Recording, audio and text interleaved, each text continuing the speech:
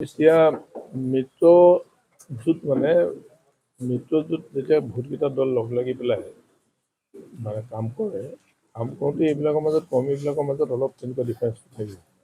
সেইটো লাষ্টলৈকে তেনেকুৱা ডিফাৰেঞ্চটো থাকে, কিন্তু আল্টিমেটলি গোটেই কথাখিনি ঠিকেই হৈ যায়। তাৰ কাৰণে ধন্যবাদ জনাইছোঁ মই মাৰ্ঘেৰিটাক, চিফ মিনিষ্টাৰক আৰু আমাৰ দলৰ সভাপতি সভাপতি। কালি এটা কথা ওলাই আছিলে ছ'চিয়েল মিডিয়াত বিশেষকৈ সকলোৱে যদি প্ৰাৰ্থিত্ব দিয়ে শিৱসাগৰ তেন্তে আপুনি প্ৰত্যাহাৰ কৰিব তেনেধৰণৰ কিবা কথা আছে নেকি? এইটো কোনে কৈছে নো? ছ'চিয়েল মিডিয়াত মোক দেখোন ৰিপৰ্টাৰ সোধোতে কাৰণে মোক তেনেকুৱা কথা কোনেও সোধাই নাই। আজি সেইটোতো মই নাজানো, মই দেখা নাই। যদিহে বন্ধুত্বমূলকভাৱে যদি কুশল যদি প্ৰাৰ্থিত্ব আগবঢ়ায় তেতিয়া আপোনালোকে কিবা বেলেগ কিবা কি স্থিতি হ'ব আপোনালোকৰ? নাই মোক এতিয়া যিটো দিছে মই আমাৰ দলে যিটো দিছে মই সেইটোৱে জানিম।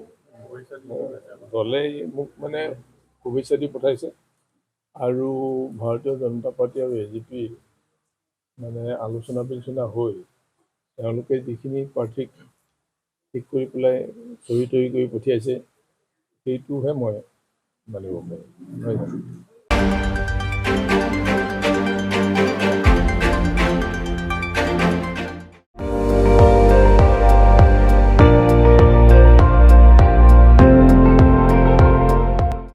আপুনি চাই আছে ND24 সৰ্বশ্ৰেষ্ঠ নহয় সৰ্বোত্তমৰ দৌৰত।